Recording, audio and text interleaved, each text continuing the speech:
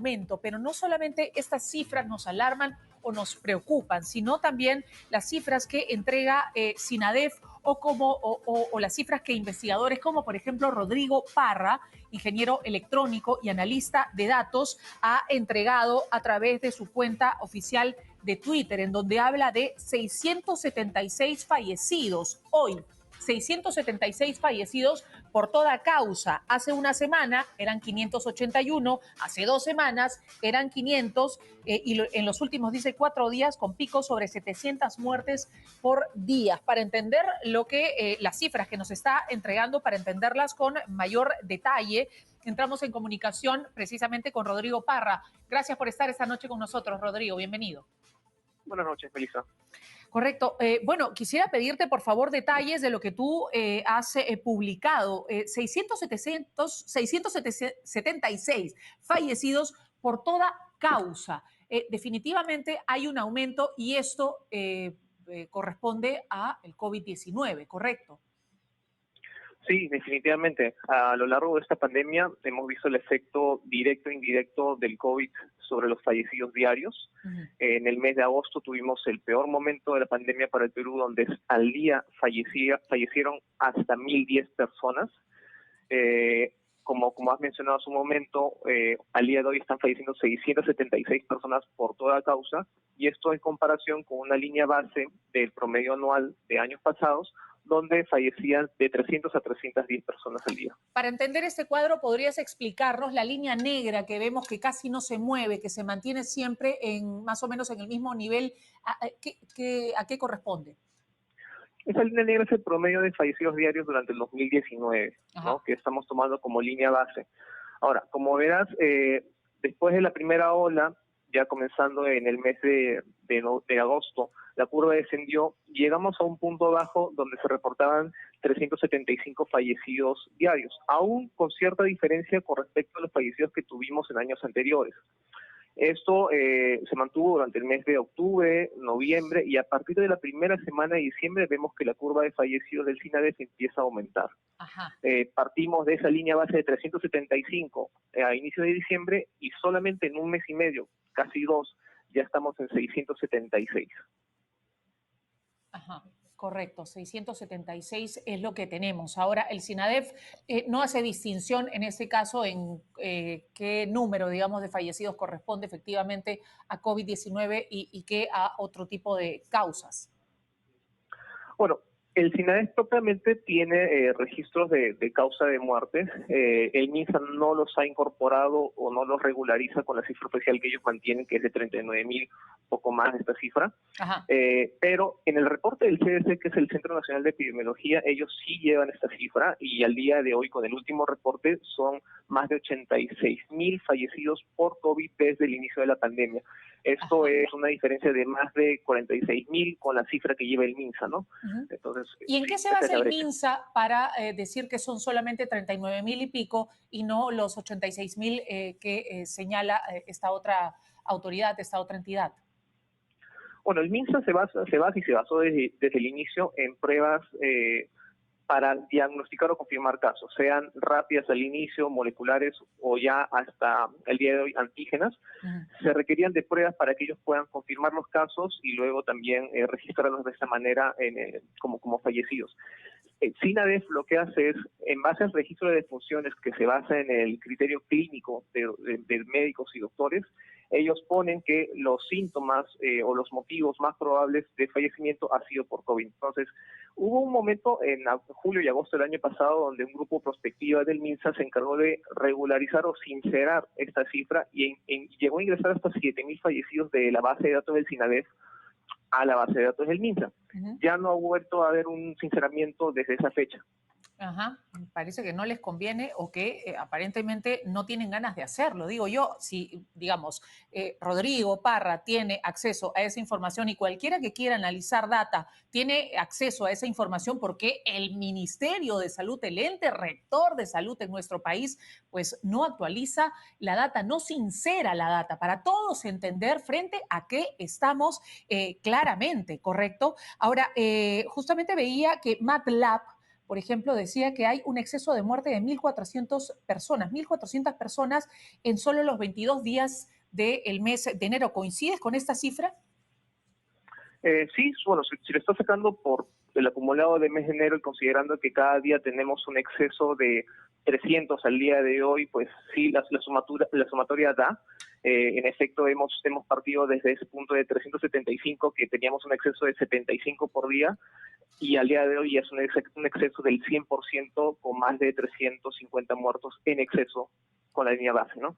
Correcto, correcto. Y lo que señala el Ministerio de Salud es que hoy día hay si podemos ver el cuadro, Fiorella, el cuadro del 153. Ministerio de Salud, sí, 153, ayer dijo 113, hoy día son Sí, 153, hay un aumento de 40 fallecidos, ¿correcto? sí. Solamente en un día de diferencia, en 24 horas de diferencia.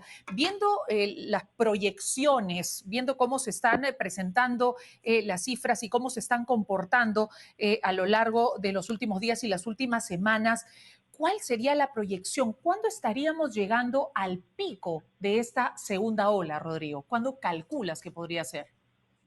Bueno, acá quiero hacer igual dos comentarios. Con respecto a la aceleración de los fallecidos, solamente en 2 semanas se ha duplicado la cifra de fallecidos que reporta el MINSA. Pasamos de un promedio diario de 50 al día de hoy que ya supera los 100 fallecidos por día.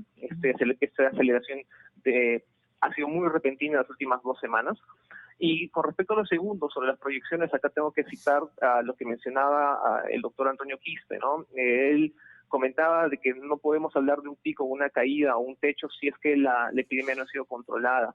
Lamentablemente todas las curvas siguen en ascenso, tanto la positividad, la demanda de camas UCI, la demanda de hospitalizaciones, los fallecidos de MINSA, los fallecidos de SINADEF. Entonces no hay ninguna curva que te esté diciendo de que se esté deteniendo, estabilizando o controlando en algún sentido la epidemia, ¿no? Y sin esos factores sería muy básico poder hacer proyecciones en base a números en un papel, ¿no? Correcto. Lamentablemente esto simplemente está tendiendo hacia arriba. Correcto, pero digamos, hay especialistas que señalan que para las elecciones, por ejemplo, para abril, podríamos estar hablando del pico máximo. Me imagino que en base a la experiencia de la primera ola y a la duración que ha tenido esta primera ola hasta llegar, digamos, al pico máximo.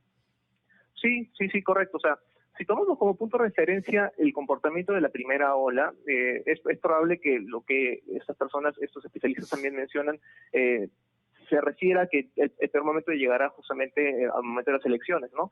Pero hay otros factores. Definitivamente la curva de aceleración de ocupación de camas UCI es mucho más rápida que la primera ola. Tenemos también otras variantes en el escenario, una de ellas con un ratio de contagio mucho mayor a la variante original de Wuhan. Entonces, todo tiende a que las curvas, la tendencia va a ser mucho más rápida de lo que experimentamos durante la primera vez, ¿no? Correcto, correcto. Todo está sucediendo muchísimo más rápido y aparentemente ha alcanzado a nuestras autoridades de salud pues sin la preparación adecuada, sin la preparación requerida, lamentablemente, lamentablemente. Hay cifras que tú nos has entregado que también nos preocupan, hablando ya de regiones. ¿Qué es lo que está pasando, analizando los datos, la data que tú has entregado? ¿Qué es lo que está pasando, por ejemplo, en Lima en cuanto a las muertes? Estas también se han desatado. Si podemos ver el cuadro de Lima, por favor. Ahí está, si nos lo puedes explicar, por favor, Rodrigo. Sí, entonces, en base a lo que comentaba hace un momento de la línea base, en este gráfico también hay una línea base de fallecidos tomados del año 2019 que está en un promedio de 100 fallecidos por día. Y al día de hoy, como verás en la gráfica, ya se reporta por SINADEF muertes por toda causa que igualan a las 270 fallecidos por día. Entonces ya tenemos un exceso de 170 al día de hoy. Todavía tenemos cierto margen con respecto al pico de la primera ola, pero si ves la pendiente ya se está tornando vertical y esto lo que refleja es un aumento muy rápido de la velocidad de los fallecidos diarios. Correcto, sin visas de que esta se mantenga o baje. Ahí solamente se ve efectivamente que va para arriba esta curva. ¿Cuál es la diferencia entre la línea roja y la línea punteada en rojo, para entendernos? Sí, la línea punteada son los valores enteros, ¿no? Si hoy día el SINADEF registra 250, mañana 255, mañana 260, entonces para entenderlo gráficamente se traza una línea promedio que te marca el promedio de los últimos 7 días o promedio semanal, ¿no? Que es la línea Correcto. gruesa que vemos En al medio. rojo. Correcto. Y hay otra información en cuanto a las regiones.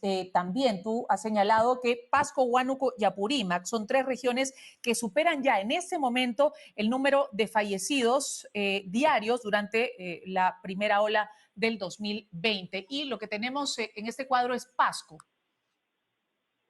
Sí, lamentablemente Pasco está siguiendo la tendencia de Huánuco, que fue la semana pasada la primera región que superó en fallecidos lo que trajo la El pico primera de la ola. primera ola. Uh-huh. Correcto, Pasco y Apurímac con un ritmo menor en aceleración, diferente al de Huánuco, ya superaron las muertes que ocurrieron en el mes de agosto del año pasado.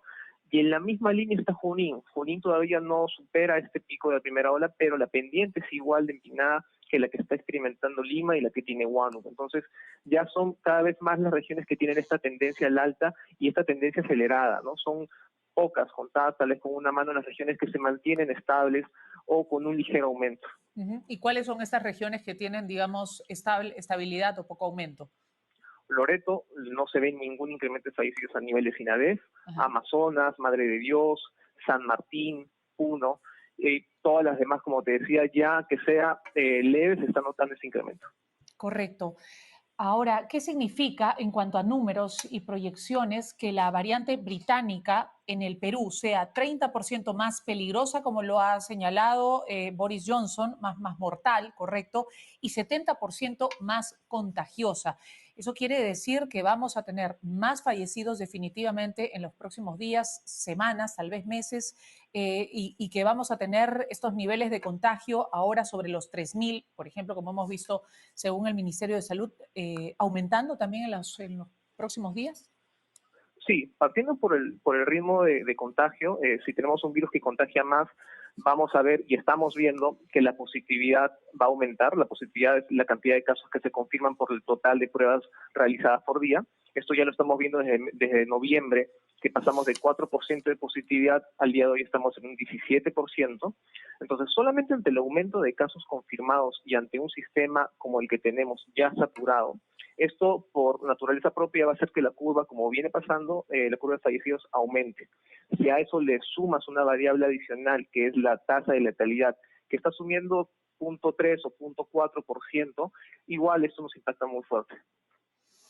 Correcto. Bueno, hay urgencias que vienen ocurriendo en estos momentos en Huánuco. A ver, esta información la vamos a compartir en unos momentos, pero antes de eso queremos, por favor, hablar del tema de las camas, de la ocupabilidad de las camas que han aumentado exponencialmente, ¿correcto? Ya no hay prácticamente camas UCI, no solamente a nivel Lima, creo que la Defensoría señalaba que quedaba una cama el día de ayer. Me imagino que esta ya no está, debe estar ocupada, y que a nivel Perú quedaban poquísimas. Esto quiere decir que a pesar de que ha habido un aumento, digamos, en la instalación, el número de camas para recibir a estos pacientes, pues hay una ocupabilidad enorme, además de que quedan pocas camas también para hospitalización. ¿Cuál ha sido el comportamiento en cuanto a cifras de este tema?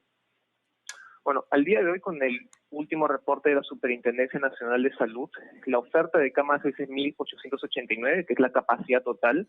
Ya de por sí, ya superamos la capacidad que tuvimos en el año 2020. Uh-huh. También la ocupación ya la superamos. Tenemos al día de hoy, según la Superintendencia, 1.755, lo que quiere decir que son solamente 134 camas disponibles a nivel nacional. Como bien dices, la Defensoría informaba ayer que quedaba una, que en su efecto ya seguramente se ocupó. Entonces son muy pocas regiones las que tienen camas ahora o se están ocupando o hay una lista de espera atrás. Uh-huh. El MINSA ha estado aumentando, sí, la oferta de camas. En las últimas 2 semanas ha aumentado un promedio de 200 camas, pero la percepción, y esto por la curva, es que la demanda de camas sigue siendo mayor al ritmo de la oferta. Uh-huh. Entonces, lamentablemente eso afecta al curva de fatalidad.